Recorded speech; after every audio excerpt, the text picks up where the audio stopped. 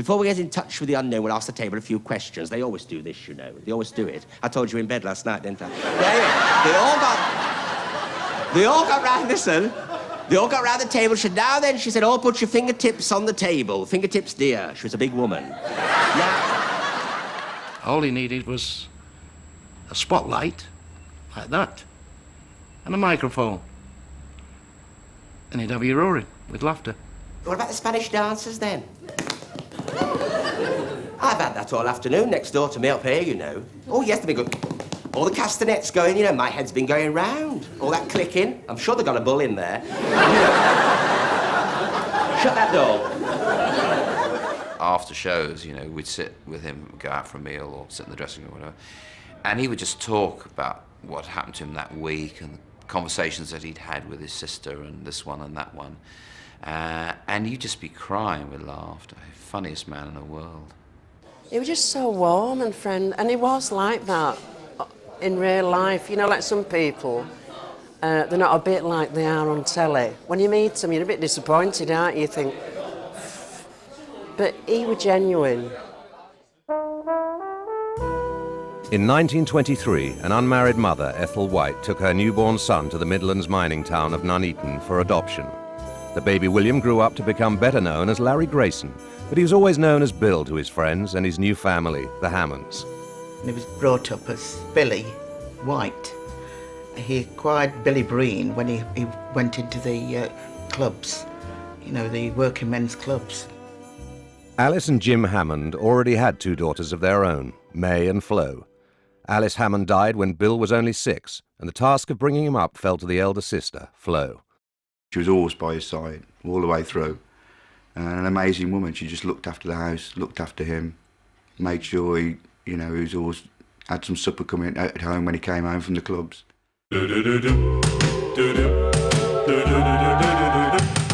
Knock on any door. He liked Nuneaton. I don't know why, but he liked Nuneaton. There was something about Nuneaton people that was comical to him. Knock on any door. He lived in Clifton Road. He knew everybody up Clifton Road. Rain or shine. It was very much a mining community, a little market town. They used to have the cattle market in the town. Very much a close-knit community in those days.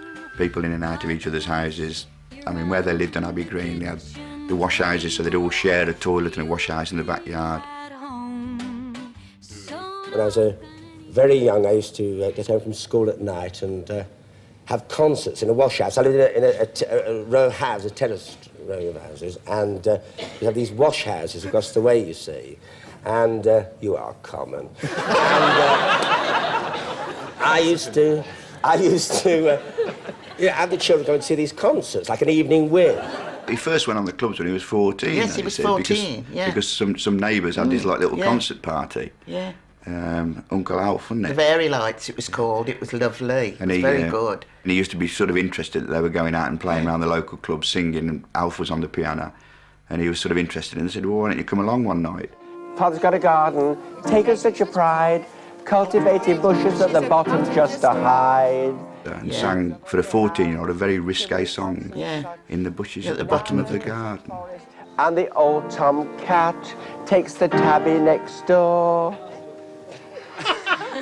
In the bushes at the bottom of the...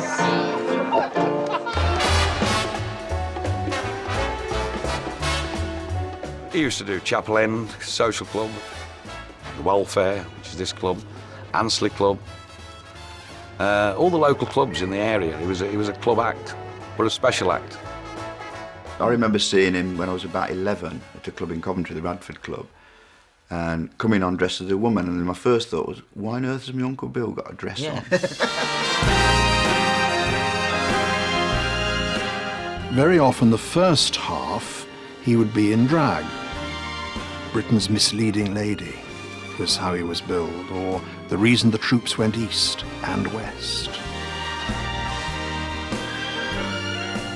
And then after the interval, he'd come out again in a suit, and a lot of people didn't know it was the same person, but he got 2 fees for it. Billy Breen was known around the town, well, all the area, Leicester, Coventry, Birmingham. Whenever his name was on a board in a working men's club, It was always get there early or you won't get a seat.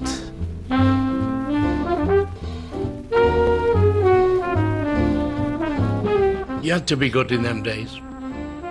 On the club circuit, else you certainly, you didn't last. Larry Grayson was very slick. He was like a pioneer of the look and the gesture, leaving it all to laugh, and he wasn't laughing. He'd stand there.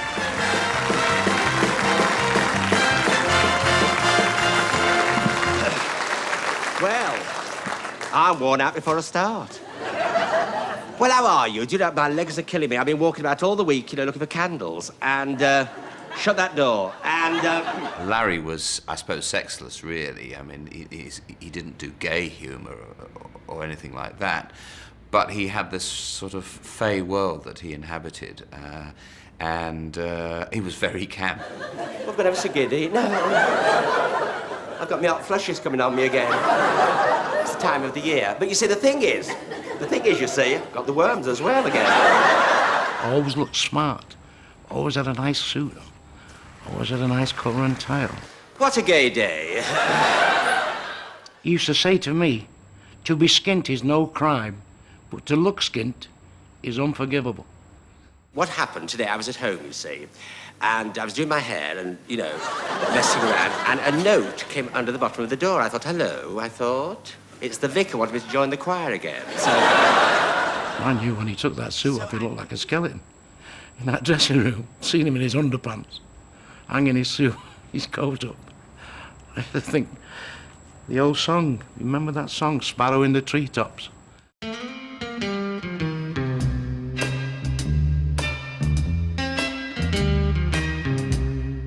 When he lived in Clifton Road, all the neighbours in the street used to use the phone. They used to come round, he used to have a box by the side where they used to put the tuppence and use the phone. Well, it was great for Bill, because he could sit in the other room and listen to all their conversations. Yeah. And he picked up so much material from listening to all these conversations. I talk a lot, as everybody knows, but I also listen. I listen to people. I mean, women, when I'm out sometimes, ladies come up to me in the street and say, hello, Larry, how are you? How's your sister? I said, oh, she's fine. I said, how are you going on? Well, she said, I've had this terrible pain, I said, well, of course, there's an hour in the month. You'll get it. I lay there for a while, I lay in bed. I just lay, and I thought, I'll be all right in a minute.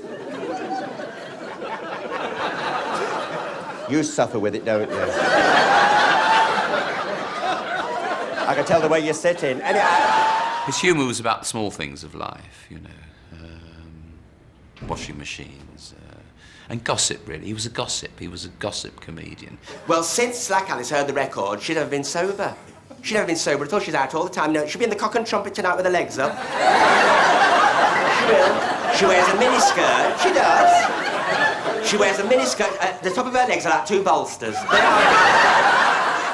The Everards, the Slack Alices, Apricot Lil, from the Jam Factory, Poppitin Pete, the postman. He created them people. A lot of people thought they existed, they thought they lived. I mean, when he went out, they used to say, how's Everard, and things like that. You almost wanted to meet him, didn't you? These characters that he had. You wanted to meet Everard. You were hoping he'd walk on and, I was having a cup of tea and a piece of ginger cake, and the phone rang. So I thought, who can it be? So I picked the phone up, I said, hello, and it was my friend, Everard. So, I think Larry was a master of the double entendre. I'm not going to tell you that he was as pure, and maybe he knew that there could be material squeezed if you squeeze hard enough out of Slack Alice and about, I don't know what you can make out of Apricot Lil, but Everard. In the mid-1950s, on the advice of an agent, he changed his stage name from Billy Breen to Larry Grayson and began to tour the provincial theatres. I'd just become a junior reporter on the local paper, and I used to go around to my Uncle Bill's every lunchtime for my dinner. So we'd be sitting there talking, and I'd say, where are you tonight? And he'd say, so-and-so. He'd say, but I'm going to get out of it, something will happen, it will happen, I know it will. Oh! What? Everything you touch in the future is going to turn up trumps. Oh, you've got some big things in store for you. Not before time.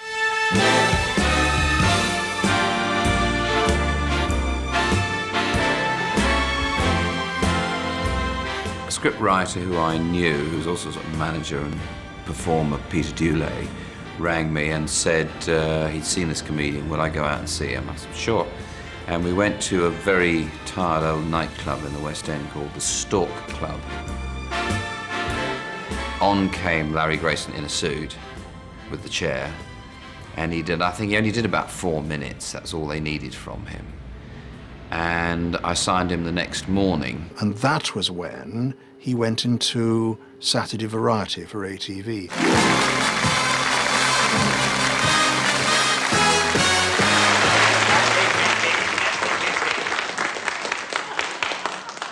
Well, I'm worn out before I start. Saturday Variety was a big variety show made by ATV at Elstree.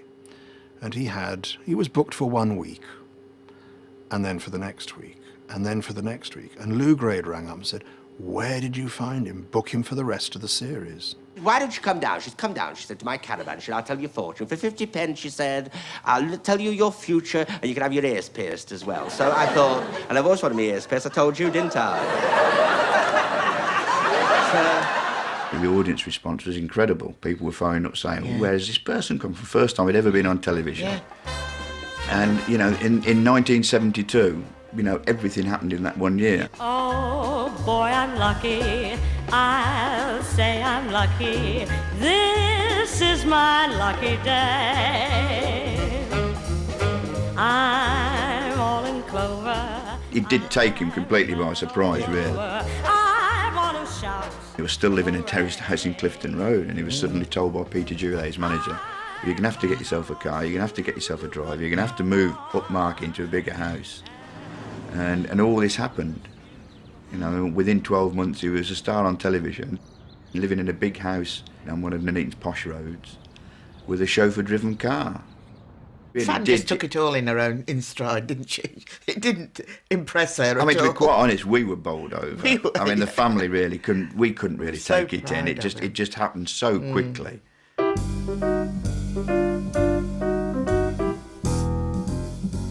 When he got his first Rolls Royce, the white one, that was delivered to Birmingham Hippodrome, where he was starring in the pantomime. And it was down in the basement, and he took me down to see it. Well, it was lovely. On the way home from the pantomime, he said, oh, let's stop and get some fish and chips. And opens the glove compartment in the rolls, and there's a bottle of vinegar, salt, and some plastic forks. He loved every minute of it. He loved all the perks, all the cars and the fuss and the people. And my assistant, Dora, you know, you think, oh, an assistant.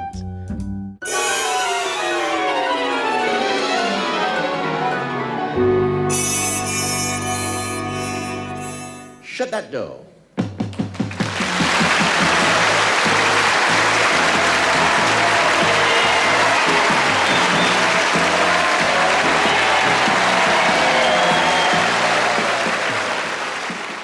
It was the pinnacle of the achievement of all it was the master plan had come to fruition. To his amazement, I think to his absolute amazement, it happened. Jim Causa. Causa, that's an unusual name too, Jim. And Jim. It's a French word, actually. It means to chat. Oh, does it? Yes. Oh. She got in quick, didn't she? He rang a lot of people and said, should I or shouldn't I? And I can't remember him telling me of one that said don't. They all said you'll be marvellous in it. Bruce sent him a very nice note saying, it's yours, do it your way. Didn't mean a single thing to my Auntie Flo. No. And phoned her up and said, Flo, you'll never guess what I'm going to be, you know, on the Generation Game. She said, well, we never watched that. You know, we always watched All Creatures Great and Small on the other side. She said, we never watched that anyway. You know that. We don't like that Bruce Forsyth. We never watch it. Isla Sinclair provided the vivacity and the movement. And Larry walked around rather like a slightly disdainful headmaster. Slightly disdainful camp headmaster. You couldn't have said, this is going to be a success. It was a chance they took.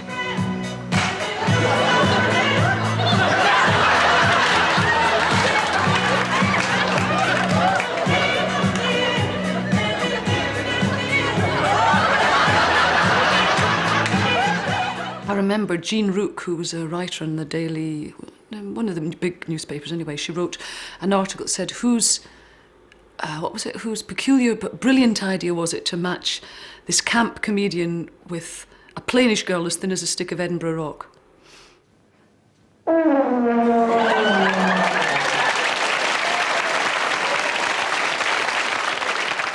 know, she hasn't been well all day.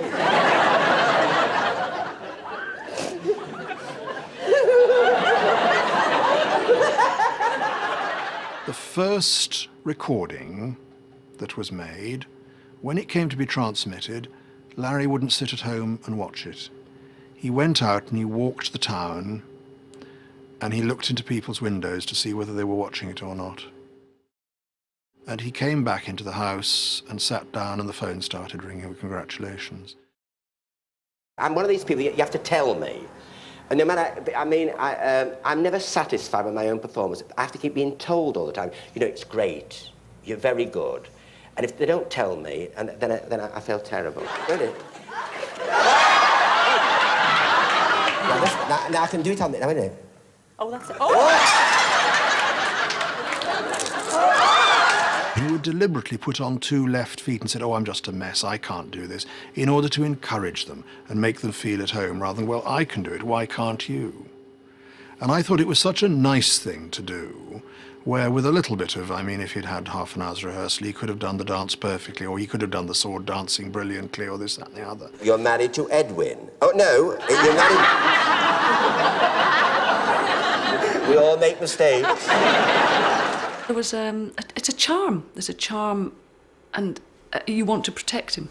And I think the audience felt like that. They felt very loving towards him.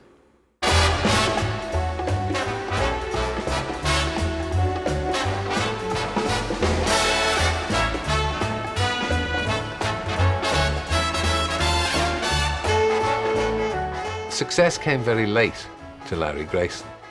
I would say he was in his 50s when he really made it. And so he appreciated it all the more. But he also knew that he had to stay grounded.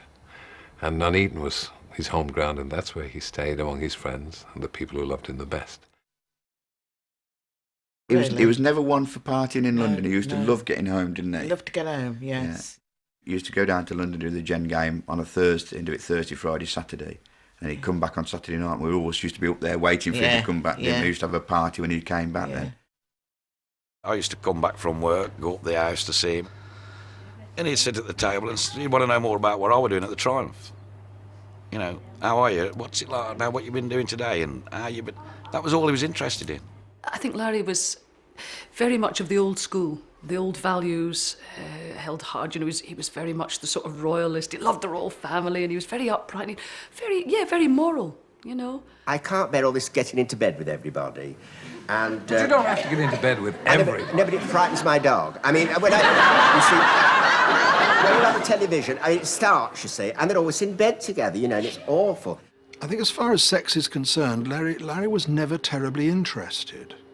And the times I travelled with him, and a lot of people, we all travelled with him up the country, down the country, into big theatres, big television studios, and this, that, and the other. If it was on his agenda at all, it was never very high. You'll sleep in many beds, she said, and you'll never want again. Well, just then... All them years that you knew Larry Grayson on there, you never saw any flag, did you? You never got no paparazzi saying he was in Bayswater with some bird or some fella, or you never got none of that. Wasn't interested in gay clubs or the gay scene or anything like that, would much rather be having a drink in the Chapel End Miners' Working Men's Club, where they liked him. Hello, Larry, how are you, mate? Much nicer for him. He said, don't be surrounded by all that. The night is bitter, the stars have lost their glitter, the winds grow colder, suddenly you're older, and all because of the man that got away. He achieved what he wanted to do. He'd become a star. Yeah. You know, he was financially settled. He didn't really want for anything, and he was approaching his 70s anyway, in all fairness, so he was officially an old age pensioner. So I think it was time for him to sort of step into semi-retirement. Larry retired to Torquay with Flo, but missed his family and friends and moved back to Nuneaton after only a couple of years. Having constantly battled with ulcers and nerves throughout his life, Larry's health began to deteriorate. On New Year's Eve 1994, he was rushed into hospital. Well, it's a funny thing because he never did like New Year's Eve. He said, I'll see you tomorrow then. That was it. We didn't make a big thing about the New Year. See you tomorrow. He says, I'm in there. Whoever comes to the door, I'm not answering it. Don't want it. Can't be doing with all this. I really thought he'd had a heart attack when they fetched me up. It was dreadful. And I took him to the hospital. Anyway, he had a perforated appendix, which really knocked me out. I didn't even think about that. The entertainer Larry Grayson has died at his home in Warwickshire. He was 71 and had recently left hospital after an operation for a perforated appendix.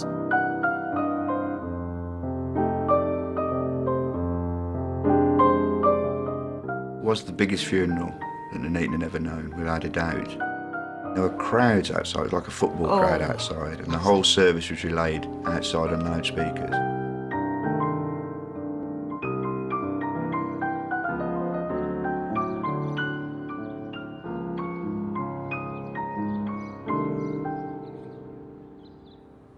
He was just a natural. He was natural in everything he did. He didn't change when the camera switched off. He was as funny off as he was on. He was a funny, lovely gentleman. Always had time for the public. When they came back, if they wanted to come round the back and talk to him, he made the time to speak to them. And, well, he delighted in that. It was his life's blood. I couldn't even tell you how long he's been dead. Still alive now. The road gets rougher. It's lonelier and tougher. With hope you burn up. Tomorrow he might turn up. There's just no let up. The livelong night and